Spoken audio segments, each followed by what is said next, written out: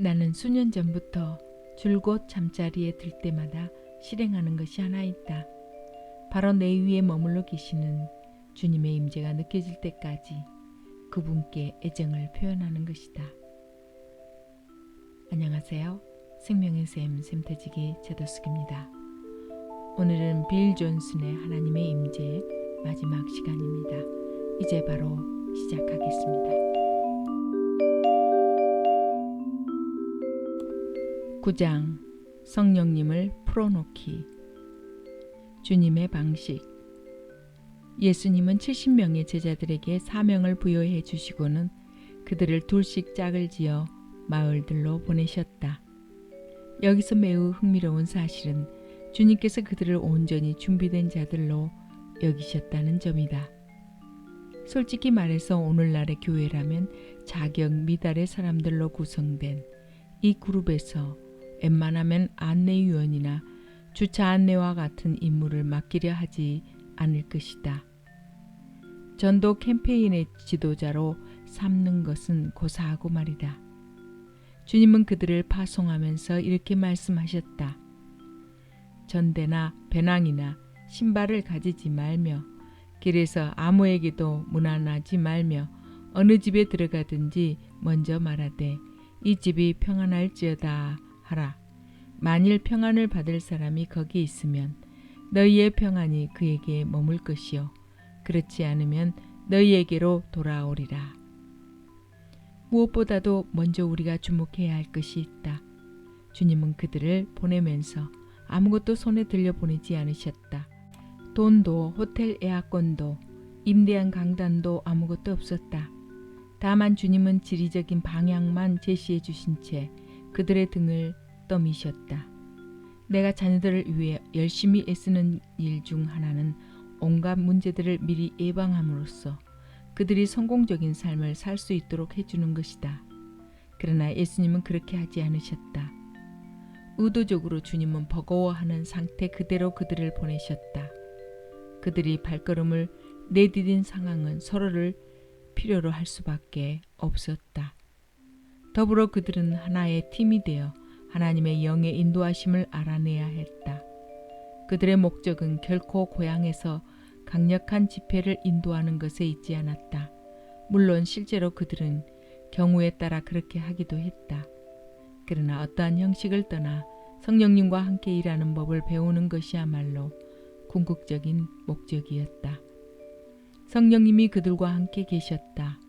예수님의 관심은 그들을 하나님의 임재를 모시는 과정에 연결시켜주는 것이었다.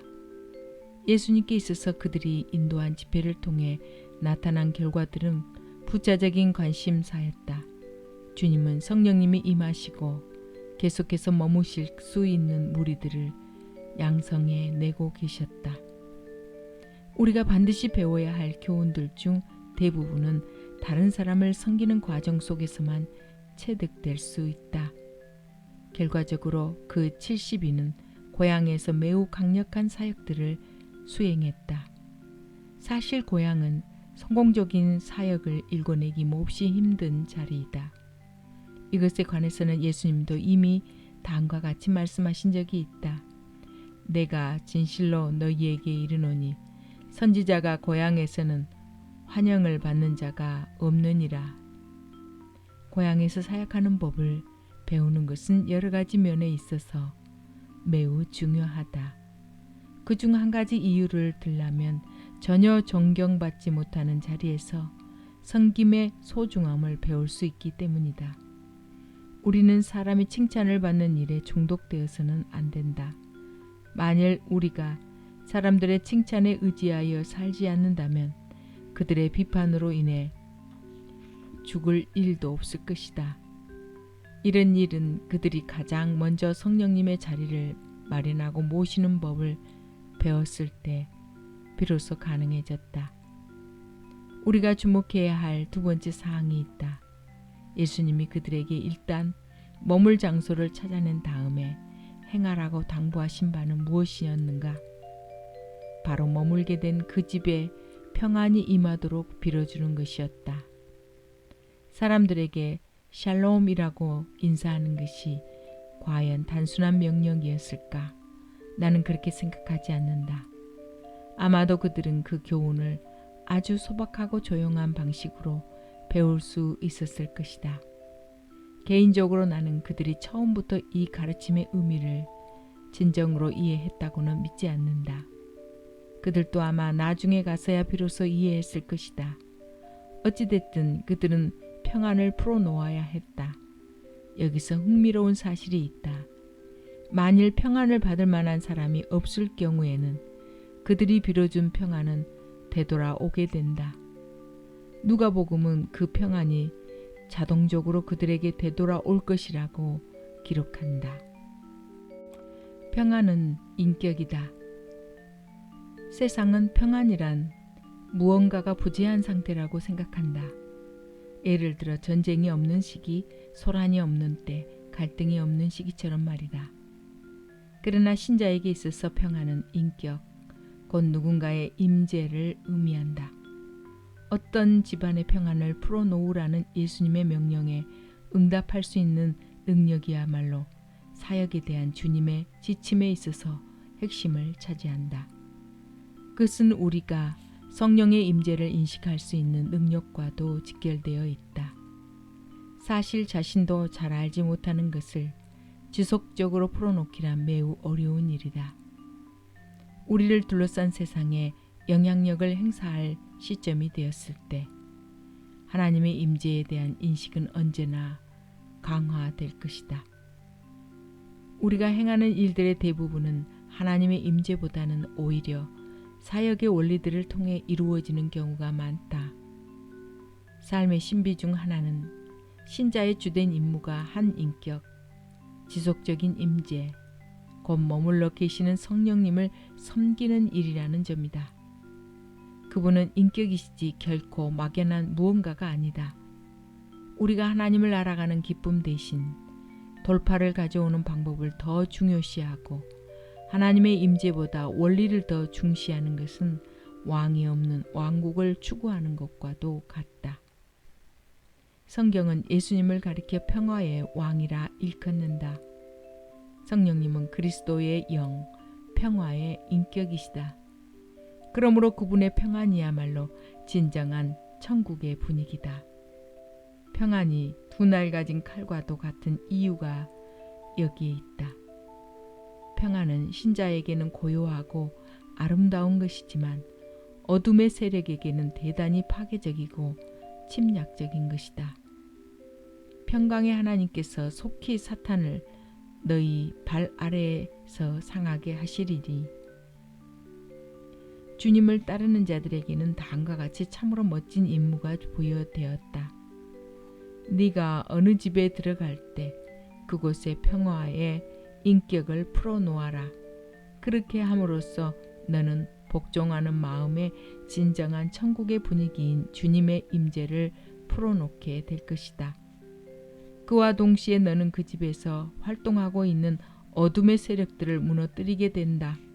왜냐하면 그러한 분위기는 성령님의 인격을 통해 표현되기 때문이다.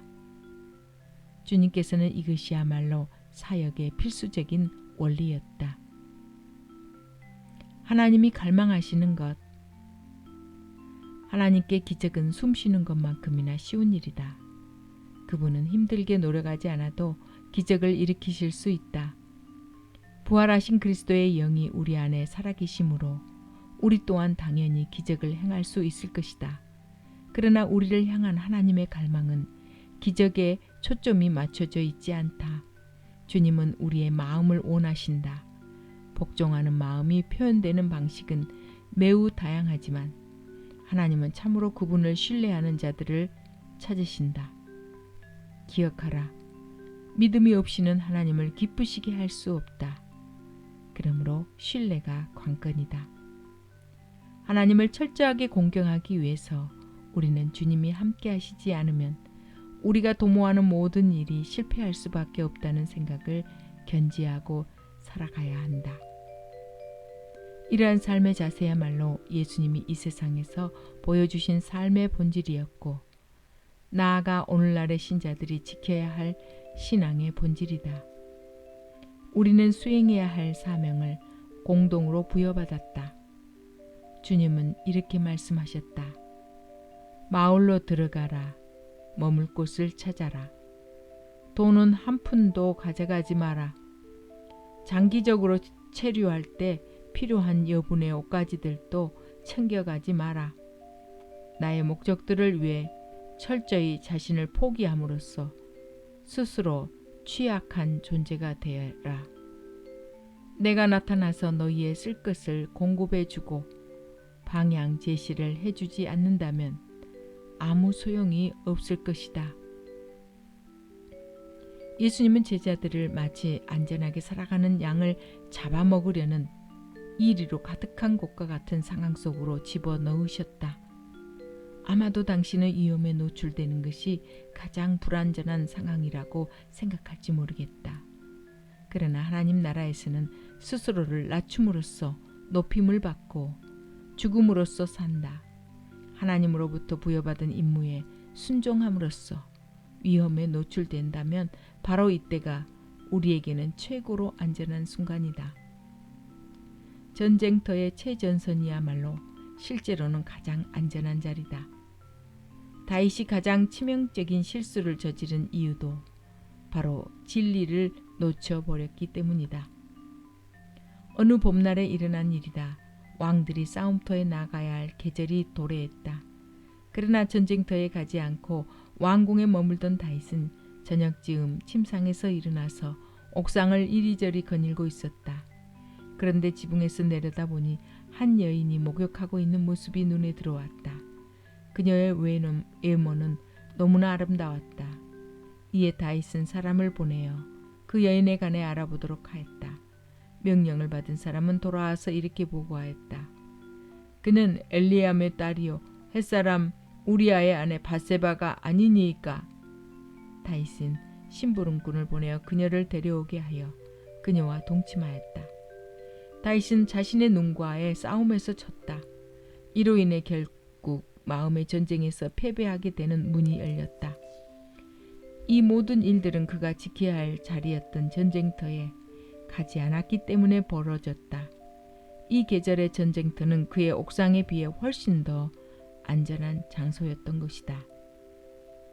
최전선과도 같은 사역 가운데 직면하게 되는 위험을 애써 무시하고 외면하는 태도는 지혜롭지 못하다. 그러나 하나님의 임재가 임무를 수행하는 당신과 함께 할 때 가장 위험한 자리는 오히려 가장 안전해진다. 우리가 주님을 얼마나 필요로 하는지를 아는 만큼 그분을 인식하는 분량도 점점 더 증가된다. 실제로 이 모두가 하나님의 임재 곧 그분을 모시는 일에 관한 것이다. 70인이 깨달은 바도 바로 이것이었다. 무식하고 미숙하다는 것이 그들에게 자격이 없다고 할 근거가 되지는 못한다.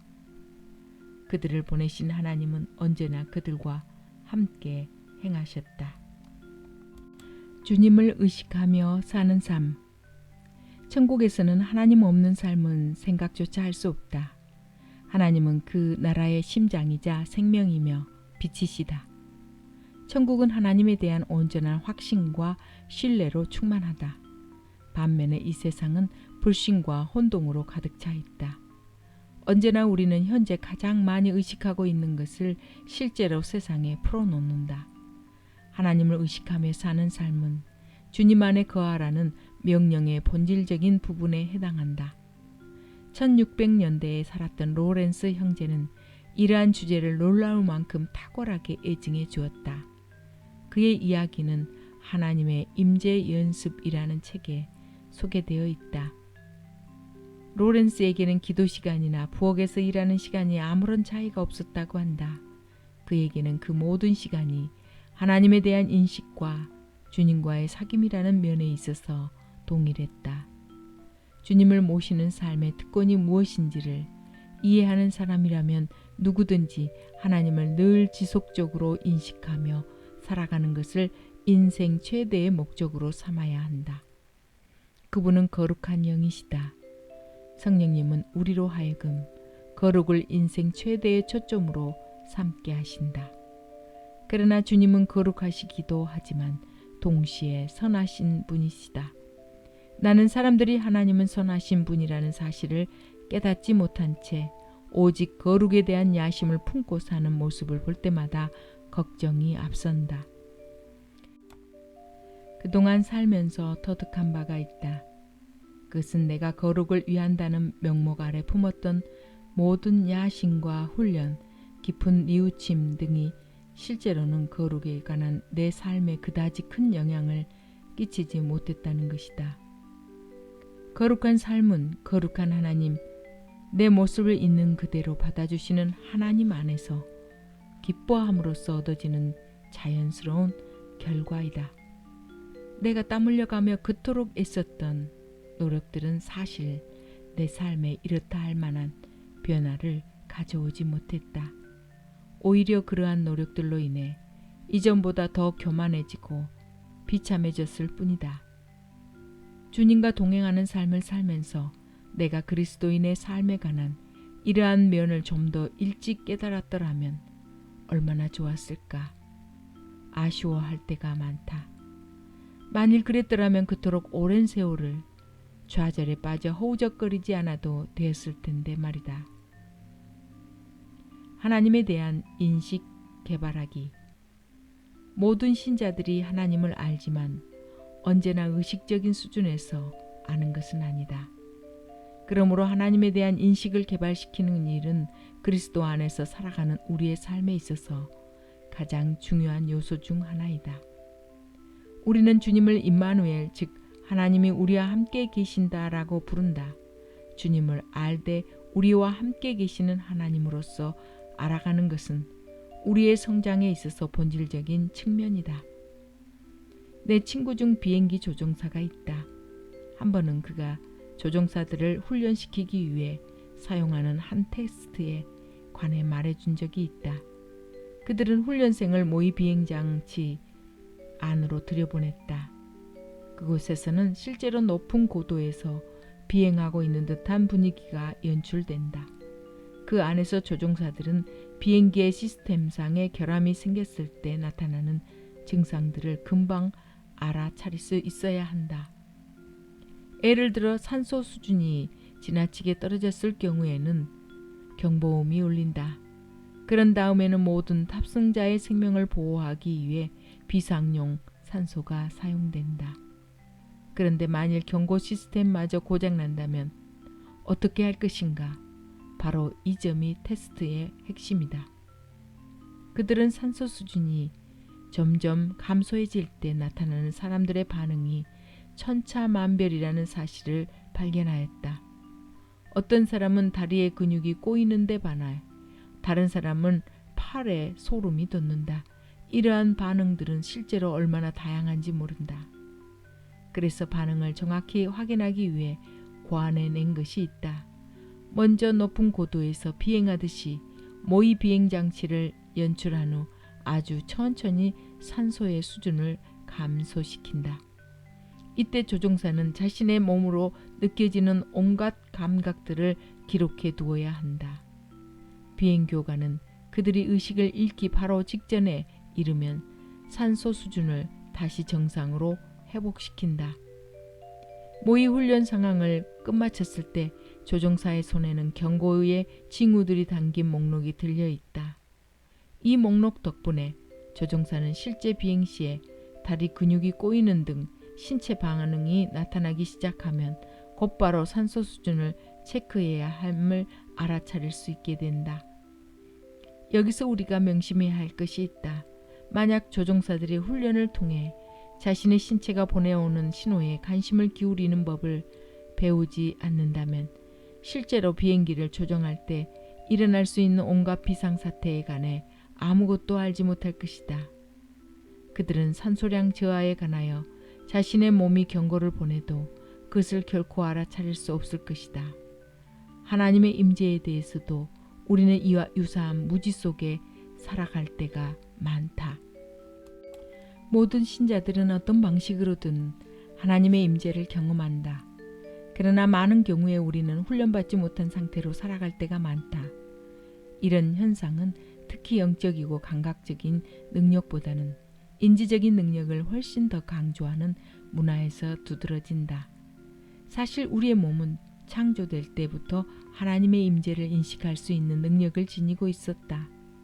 시편 기자는 심지어 자신의 육체까지도 살아계시는 하나님께 부르짖는다고 고백하였다. 히브리서 기자는 성숙함의 표지가 우리의 지각을 통해 선악을 분별하는 능력이 있다고 말하였다. 단단한 음식은 장성한 자의 것이니 그들은 지각을 사용함으로 연단을 받아 선악을 분별하는 자들이니라. 위조지폐 식별법을 훈련받은 사람들은 절대로 위조지폐를 연구하지 않는다. 왜냐하면 위조지폐를 만드는 방식은 헤아릴 수 없이 많기 때문이다. 오히려 그들은 집중적으로 진짜 화폐만을 최대한 많이 접한다. 이렇게 하면 위조지폐는 자동적으로 눈에 띄기 마련이다. 선악을 분별하는 감각을 개발시키는 방법도 이와 동일한 이치이다. 우리에게 임하신 하나님의 임재를 깨달아가는 일에 깊이 몰두할 때 무엇이든 그와 상반되는 것은 쉽게 알아차릴 수 있다. 점차적으로 나의 마음이 무엇이 옳고 그른지 분별할 수 있게 되는 것이다. 이제까지 나는 하나님이 말씀하시거나 계시하는 것에 대해 오직 내 자연적인 감각으로 이해할 수 있는 방식으로만 말씀해 달라고 강요해 왔다. 그러나 주님은 우리가 그분이 운행하실 때는 언제나 또한 주님이 말씀하시는 바는 무엇이든 알아차리는 자들이 되기 원하신다. 우리를 주님께 속한 좋은 군사들이 되게 하시려고 주님은 의도적으로 이런 훈련을 시키신다. 이렇게 함으로써 우리는 때를 얻든지 못 얻든지 늘 유용한 사람이 될 수 있다. 주님과 친밀한 교제를 나누라. 성령님은 참으로 놀라운 분이시다. 그분은 너무나도 부드러우시며 언제나 우리 곁에 함께 계신다. 그동안 살면서 깨달은 것은 내가 주님의 애정을 표현할 때는 언제나 주님도 가시적으로 나타나 주신다는 것이다. 주님께 애정을 표현하고 이에 대한 그분의 반응을 감지하는 것을 배워가는 과정은 뭐라고 형언할 수 없을 정도로 소중한 일이다. 주님이 임하시는 모습은 언제나 경탄스럽다. 나는 수년 전부터 줄곧 잠자리에 들 때마다 실행하는 것이 하나 있다. 바로 내 위에 머물러 계시는 주님의 임재가 느껴질 때까지 그분께 애정을 표현하는 것이다. 나는 잠자는 시간을 좋아하기 때문에 그 시간의 중대한 필요에 관해 중보 기도를 하거나 큰 소리로 찬양을 부르지는 않는다. 다만 주님의 임재로 인해 마음이 따뜻해질 때까지 그분께 사랑을 표현한다. 한밤중에 잠에서 깨면 다시금 마음을 주님께로 향하고 그분과 교제하면서 잠든다. 삶의 원리를 아는 것은 매우 중요하다. 하나님이 만물을 창조하셨을 때 저녁이 되고 아침이 되니 하루가 지났다고 기록하였다. 창세기 1장에는 이와 동일한 표현이 여러 차례 반복된다. 이에 따르면 하루는 밤에 시작된다. 그러므로 밤 시간을 주님께 드리는 것이 우리가 하루를 시작하는 올바른 방식이라 할 수 있다. 만일 사람들이 밤 시간을 주님께 드리는 법을 터득한다면 낮 시간을 훨씬 더 능률적으로 보낼 수 있을 것이다. 또한 불면증에 시달리는 수많은 사람들의 고통이 이 단순한 행위로 인해 사라져버릴 것이다. 당신의 하루를 밤에 시작하라. 주님이 당신의 마음을 따뜻하게 해주실 때까지 주님께 당신의 사랑을 표현하라. 밤 시간 내내 주님의 임재에 대한 감각을 유지하는 법을 배우라. 그렇게 하면 당신의 낮 시간이 반드시 변화될 것이다. 지금까지 함께 해주셔서 감사합니다. 안녕히 계세요.